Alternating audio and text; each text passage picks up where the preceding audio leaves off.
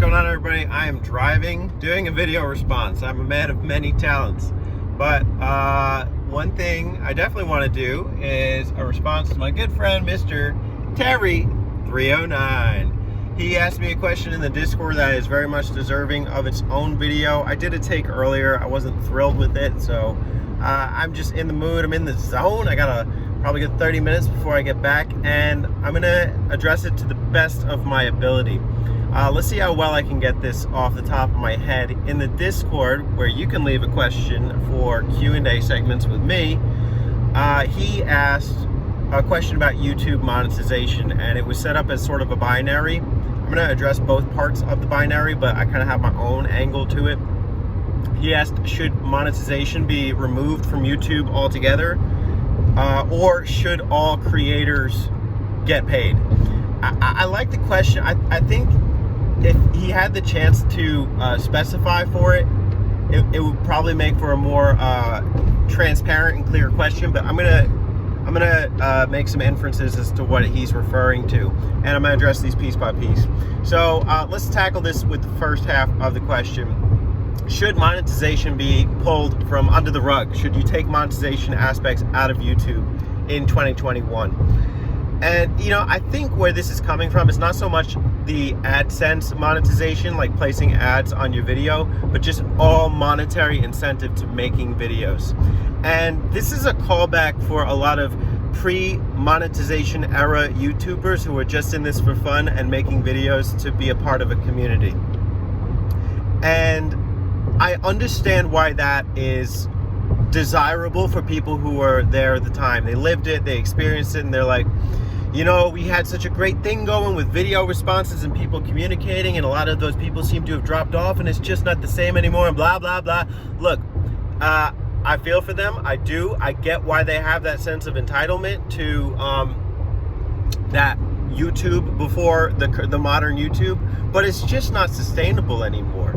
I don't think so anyway. Feel free to disagree, and I'd love to hear the disagreement, but YouTube is a Google subsidiary now, and we have almost 1 million hours of content uploaded to the platform every single day. There has to be an AdSense model in order to keep it funded, unless enough people paid for YouTube premium accounts, and that's just not the case. In fact, they had to raise their rates rate recently. And to me, it's kind of absurd because I'm not going to pay that much to get ads removed from my videos after like being hyper cognizant of my budget. That's a major expense, like the $15, $16 a month just for that. I do love YouTube. I love all of the videos that are available on the platform, but I know that it's like a Silicon Valley owned like corporation, and how much could it, you know, do they really have in terms of employees and funding and everything? And I'm sure they've got funding for, you know, millennia, but the point is, if nobody upkeeps the servers, then the site crashes. We have to give some credit to YouTube here. They fight off lawsuits. You know, there was that big one about YouTube Kids or whatever a year ago. And, you know, wherever you stand in terms of like the discrepancy about like content being distributed to kids on YouTube and, you know, signing up for accounts, they have to be able to defend themselves. They need a lawyer. I know, like there's a big YouTuber I watch who has his own kind of legal team, and, you know, it's not as black and white as people tend to make it out to be. So I don't think you can reasonably bring back the YouTube of old. Now, of course, there are other platforms. You know, there's Dailymotion or whatever, and you can say like, oh, well, you know, if you pulled AdSense today, all those people who were in this in the first place to make money would go to the other platform. But honestly, I think that's a detriment. I think that's a detriment to the community. I think it's beneficial to have people from multiple walks of life in the same kind of vicinity communicating with each other so they can share opinions. We're not always receptive to them, especially in the gaming community. I know it's a buzzword or whatever, but I think it's really good to have people who want to be successful through the YouTube means, whatever that means to them, but also people who are willing to challenge that idea and say that, you know, this is a platform for individual expression. I don't think it's necessarily harmful to either. I do think people need to be more willing to be open-minded about each other's positions. I think too frequently we are dictators in our own sense about what people need to do with their lives and their money and their approaches. I don't, like, listen, I've changed my views over the year, and I should be able to change them. Back in the day when I was very much anti, like, Patreon, I said monetize if you want, but Patreon, I didn't like the idea. I did a whole, like, 10-minute spiel about it where it was like I was cursing and stuff. I hated that video. I deleted it like a week later. But I've sincerely changed my view on that, and I think it's a good thing to be allowed to think about where you are at that stage in your life and be reflective. At the time, I was broke. You know, I was just bitter. I was just bitter that people were making a buck on YouTube and I wasn't. Nowadays, I say go get it, man. You know, be entitled to make some money, which is really, I think, where I should segue to Terry's second part of the question. Should all content creators get paid on YouTube? And, like, to me, it's less about should everyone who makes content get paid, but if you're, you know, should you be entitled to make money through YouTube as a service? I'm not the YouTube guy. I'm going to start, like, I'll make the disclaimer. I do not work for YouTube. I am not in a position to tell you what you should and should not do through YouTube. I have not read all of the, you know, user agreements. But I will tell you that as long as you are a decent human being and you're not telling people to go fuck themselves, excuse my French, you know, I say do it, man. Like, you are entitled to make that decision for yourself if you want to make money on this platform. And I think this is a great launching pad to pursue your dreams. YouTube is not only video games. YouTube is like Food Networks. It's anime. It's, you know, for a community for animators. It's a community for movie buffs. It's a community for tech videos. It's a community for how-tos. It's for speedrunners. All this kind of stuff. And I think that is a beautiful thing. I think it's beautiful that people can pave their own dreams on YouTube. And I know, like, some people probably do get bitter that, like, you can make money doing what you love, but hey, P.S., you can make money doing what you love, and why should that be a bad thing? You should not, like, I understand the concern of combining your love of something with monetary gain, but when you can contribute your work and your service to doing something that you care about and you're passionate about, that is not a bad thing. And if YouTube is a launching off point for that, I say go get it, man. I say go get it. That is, I've held that position for a little while now. I do not like people telling me I cannot chase my dreams. I do not like people telling me I am destined to work a job I don't love.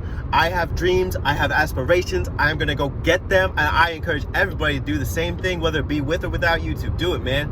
Get your money, get yourself, get your life. Get your life. I'm talking like a coach right now, but man, I'm hyped. It's beautiful out. And this was a beautiful question from Terry. And, you know, just to keep talking on the subject, why should you support YouTube creators? Or why should YouTube creators be entitled to the right to get money on the platform? I grew up with, you know, Game Informer. I grew up, you know, watching TV and stuff, and pretty much everything is chosen for you.